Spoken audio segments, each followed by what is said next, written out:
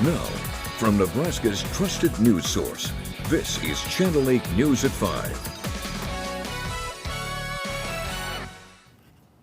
Coming up tonight on the news, honoring our veterans today. We have several stories locally and nationally for the holiday. Plus, the latest details on the tragic shooting on the set of the movie Rust.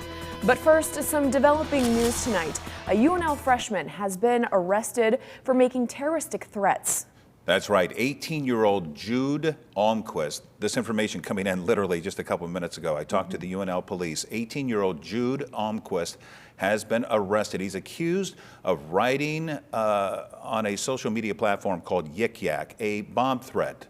Officials tell us he had written on there that he had placed a bomb inside the chancellor's office there at UNL. He was arrested this afternoon around 1 o'clock in his dorm room. No bomb was ever found, and Almquist is still in custody as we speak. Developing story, again, this just breaking a few minutes ago. We'll keep you updated on any new information that we learn. In other news tonight, a former Lincoln Public Schools custodian was arrested for sexual assault allegations. He's now facing several charges stemming from a police investigation. Channel 8's Alexis Koneski has the details in our top story tonight. 60-year-old Randall Staller, a former Lincoln Public Schools custodian, was arrested last Wednesday on 4 charges of sexual assault. Documents show Staller faces 2 counts of first-degree sexual assault of a child and 2 counts of third-degree sexual assault of a child. Authorities say all 4 victims were female and under the age of 16. Staller is a former custodian at Lincoln East High School and Brownell Elementary School. This email was sent out to those families about the allegations against the former employee. The district wanted to make sure parents know the incidents did not involve children at the schools. The school district released this statement to Channel 8 on Staller's arrest. Lincoln Public Schools had no involvement or reason for involvement with the investigation conducted by Lincoln Police. We've been informed by police the incidents do not have a connection to the position he held at Lincoln Public Schools. Randall Staller is no longer an employee at LPS. Now, Staller's currently behind bars at the Lancaster County Jail. His bond is set at $750,000, according to the jail's documents. He'll be in court next month for a hearing. Reporting in Lincoln, Alexis Koneski, Channel 8 News. And once again, we do want to stress the investigation shows at this time the allegations did not involve children at either of the schools that Staller worked at. All right, let's move on. As we all know, today is a very special day, one to honor our military veterans. We begin our coverage with the traditional wreath-laying ceremony at the Tomb of the Unknown.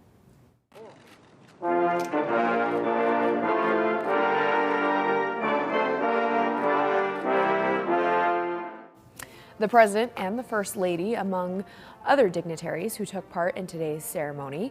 This year marks 100 years of the Tomb of the Unknown Soldier.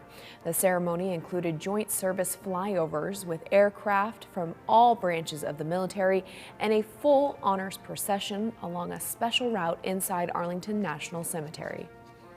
Our veterans represent the best of America. You are the very spine of America, not just the backbone. You're the spine of this country. And all of us owe you. And so on Veterans Day, and every day we honor that great debt and recommit ourselves to keeping our sacred obligation as a nation to honor what you've done. A somber funeral procession was also held to mark the 100th anniversary. In that procession, service members wearing uniforms from World War I, World War II, and the Korean War marched through the cemetery while military bands played. And back here locally, Texas Roadhouse in Lincoln was giving away free meal vouchers for veterans today. That's right. Members of the Lincoln Firefighters Association, they were there to hand them out and, of course, greet the veterans. A steady stream of cars came through. You see, the event last year was held outside due to the pandemic, and it was decided that since it worked so well last year, they would continue to do that again as they use it as a drive-through event. One of the firefighters on hand told us how it feels to be honored in this way. I'm a veteran myself, so it's something that I'm grateful on the other side of it, that our local businesses and national businesses at that for that matter, are doing stuff like this for our veterans. It's a really cool thing. Want to let you know the voucher was handed out from 11 a.m. to 2 p.m. today, and it is valid through May 30th of next year. And there are some other deals out there for veterans today. That's right. Dunkin' Donuts, they're offering a free donut. IHOP has free pancakes. And for those of you thinking about dinner, it's that time of the night, right? Outback, Olive Garden, and Buffalo Wild Wings are just some of the restaurants that are giving away free dishes as well. We have a full list of Veterans Day deals on our website, KLKNTV.com. And dozens of veterans started their morning with a free breakfast at Hy-Vee today. It's an annual event they hold. Also, Hy-Vee is allowing you as a customer to help our veterans. Throughout the month, you can round up your bill at the register, and that extra money will go to veterans programs to help with housing and assistance. Well, we all know some veterans suffer from physical and emotional trauma. Tonight, we take a look at how service dogs are helping them recover. Warrior Canine Connection was founded after a dog named Gabe helped a young boy. The group provides service dogs to veterans who struggle with PTSD after serving in Iraq or Afghanistan or really any other war, but it also asks veterans to help them train the dogs for others who are injured in battle. Going to a store one time, and didn't realize it was too much for me, and she just took me out of the store. Always seemed to know what to do. He just had this wisdom about him. Yeah, Boyle says the dogs don't ask how you're feeling, they just know what you need. All of the dogs in the program are also named after veterans. Very cool. You bet. Earlier today, we asked you, our viewers, to send in pictures of your veterans through social media. During every newscast tonight, 5, 6, and 10, we're going to show some of them to you and, of course, pay them the tribute they deserve. We begin with Fred Kinner, who served in World War II. Eugene Wagner Senstake Sr. served in World War II as well. James M. Merritt served in the Korean War. Larry Newts was a lieutenant colonel who served for 34 years, and Rod Holman served in Vietnam. Have any pictures of your veterans? Please send them to us. You can email them to 8@klkntv.com or use our submission form on klkntv.com. All right, a quick sports note here. A popular Husker football player is unfortunately hanging up his cleats. JoJo Domann announced today he's saying goodbye to Husker football after 6 years. The outside linebacker announced on his podcast that he had surgery on his hand this past week after injuring it during the Purdue game. He said he is eternally grateful for the opportunity to be part of such a special community and program, and that he will always be a Husker. Once a Husker, always a Husker, you right?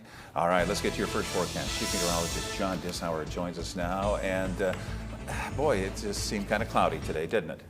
Well, have you noticed a lot of wind outside today as well? It's been a crazy windy day with winds, I should say, gusting nearly 60 miles per hour in some locations through the afternoon.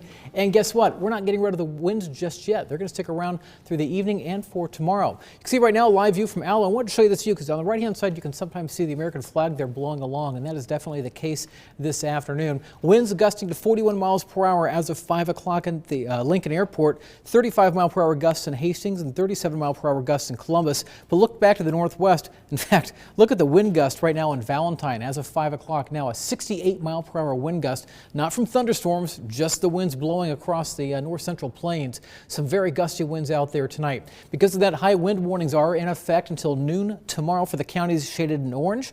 That does include Columbus and Greeley and Ord and Broken Bow. Also, wind advisories in effect until 6 p.m. tomorrow evening. That does include Lancaster County as well as Seward County as well as Saline County as well.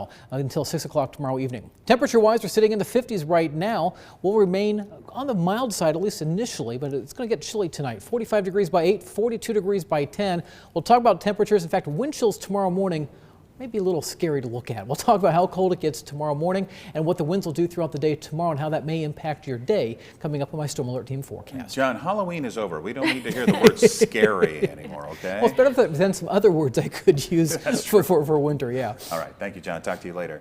All right, now to the latest developments on the set of the film Rust. The film's head electrician filing a lawsuit against the production company and the crew members who allegedly handled the gun, including Alec Baldwin. ABC's Morgan Norwood has the story. More fallout following that deadly shooting on the set of the film Rust. I tried to save her life. Serge Svetnoy, the film's chief of lighting, says he was standing so close to his friend Helena Hutchins when she was shot on the set that he was hit by bullet fragments. I'm just feeling something on my face. But also, this was so loud, this sound. So loud. I never heard that sound on movie set.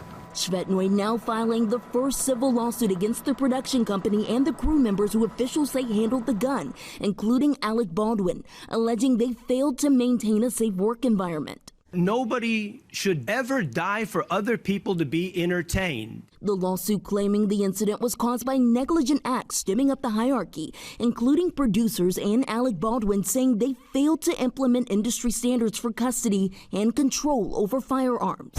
Back in New Mexico, the investigation continuing into its fourth week. The district attorney confirming more live rounds were found on the set. The attorney for the film's armorer doubling down on his claim that this could have been an act of sabotage, saying Hannah Gutierrez-Reed is being framed. That does not in any way lessen her responsibility. Where was she when they had the gun? Some defense attorneys have come up with conspiracy theories and have used the word sabotage. We do not have any proof. And the DA is still looking into whether or not charges will be filed, telling ABC News this investigation could take months. Serge Svetnoy, on the other hand, hopes his lawsuit prevents incidents like this from happening again. Morgan Norwood, ABC News, Los Angeles. On the news tonight, hear from the president on why prices for just about everything are going up. That in your full forecast coming up after the break.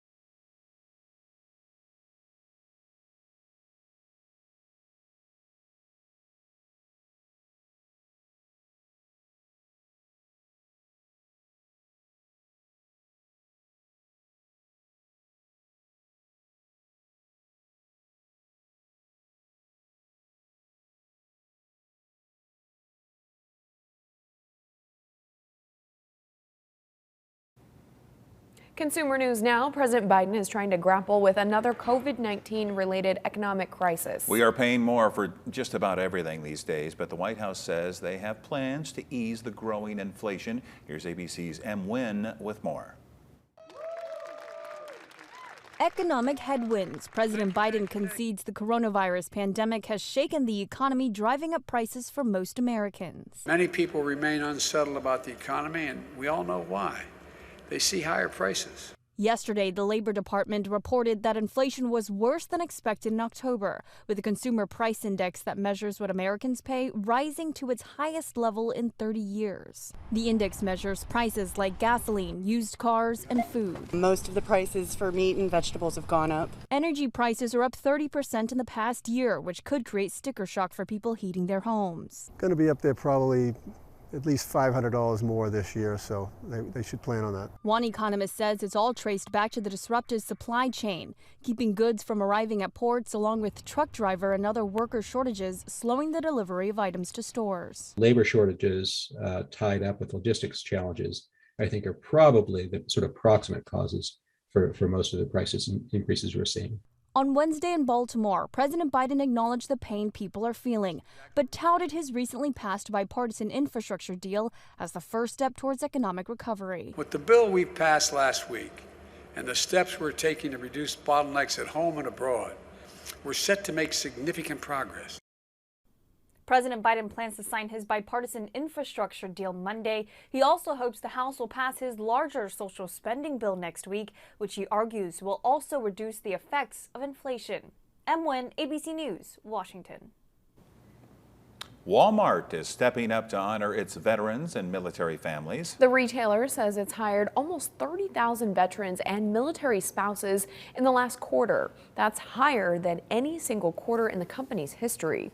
Walmart's Find a Future platform offers veterans and their spouses help to start a new career, gain new skills, or start a business. Walmart says nearly 300,000 veterans and military spouses have joined the program this year. Now, your Storm Alert Team forecast with Chief Meteorologist John Dessauer. Taking a live look from Schoen's Roofing in Beatrice off to the southwest. We had some sunshine for the first half of the day, and then clouds started to roll in with all the strong winds, just as advertised. Winds gusting at times as high as 50 miles per hour. And even as of this hour, we've got winds gusting to near 70 miles per hour up into Valentine near the state line. So a very blustery day. Temperatures made it back into the low to mid 50s today, but take a look at some of the peak wind gusts from across the area. O'Neill, 58 miles per hour. Albion at 54. Ainsworth had a 53 mile per hour gust. Ord had 52 twice, and then Columbus had a 44 mile per hour wind gust. As of this hour, we've got gusts of 41 miles per hour in Lincoln, 37 miles per hour in Columbus, 35 mile per hour wind gust in both Hastings as well as in Kearney. But I wanted to show you what's going on across the state, because it's not just here. We've got a lot of wind coming down out of South Dakota. That's where we're seeing the winds gusting to nearly 70 miles per hour right now in Valentine. Broken Bow having gusts of 38 miles per hour. This is all part of a weather system that's centered up over Minnesota and Wisconsin. On the backside of it, those winds are howling out of the northwest. Pierce, South Dakota, nearly 60 mile per hour winds as of this hour. First front passed yesterday, taking the rain away. We've got a second front that's beginning to move in, and the colder air is back behind that, and that's what arrives for tomorrow. This is likely going to be the coldest day we've had in almost 9 months. It's like 8 months and 21 days since mid or late February is the last time we've seen temperatures struggling to get out of the 30-degree range. That will be the case for tomorrow. Take a look at this on the backside of this weather system. Winter weather advisories in the purple. We've got winter storm warnings in pink, and even blizzard warnings if you're planning on traveling north on I-29 tomorrow.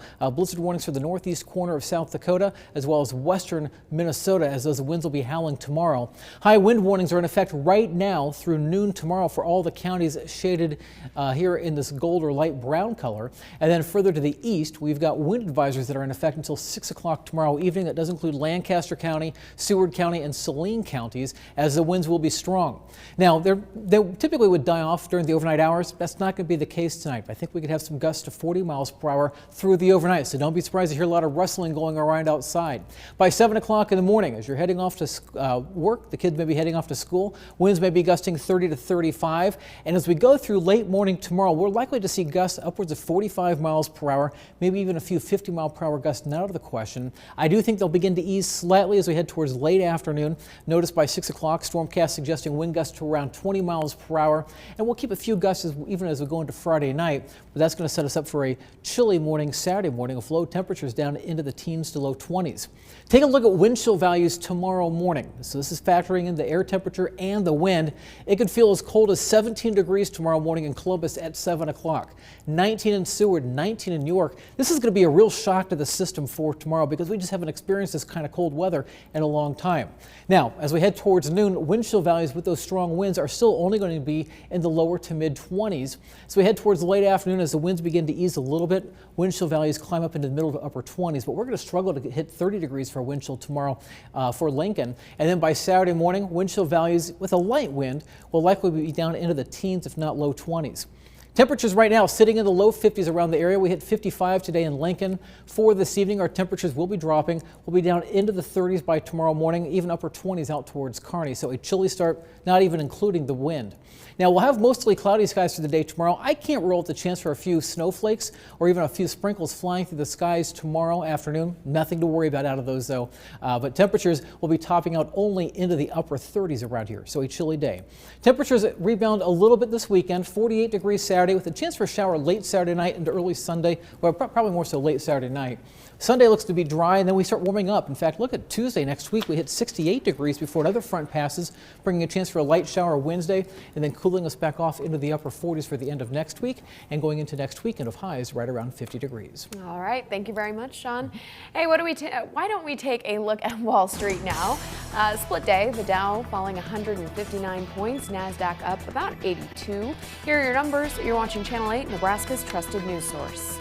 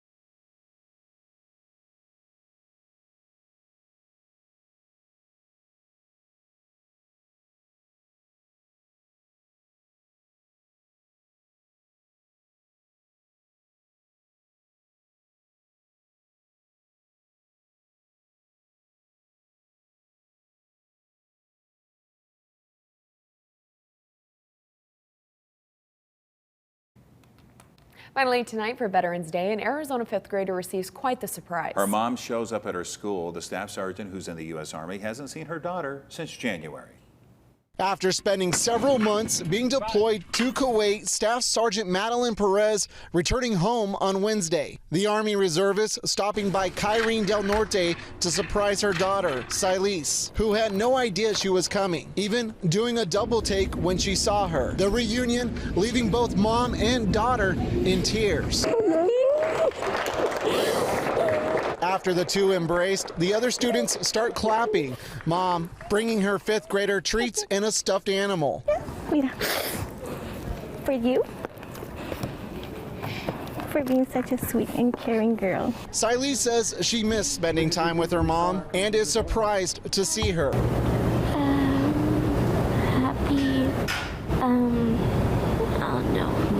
Perez says she uses her family for motivation, but admits serving her country is a big sacrifice. It's like an emptiness within, having to be away from the family, missing birthdays, missing special occasions, school activities, not being able to be in that chair and to actually be present for them. It's heartbreaking. Perez says she's looking forward to being home for the holidays and spending time with her family. And because Perez is a reservist, she still has a little bit of time off to spend with her family before returning to her civilian job. Thank you all for joining us. We'll see you at 6. With the Channel 8 Eyewitness News mobile app, you'll be the first to know. Get alerts about breaking news and weather, all in the palm of your hand. Get a load of the DQ Loaded A1 Steakhouse burger, stacked with thick-cut bacon, crunchy onion rings, and 2 premium steak sauces. This is one burger that needs 2 hands. Get it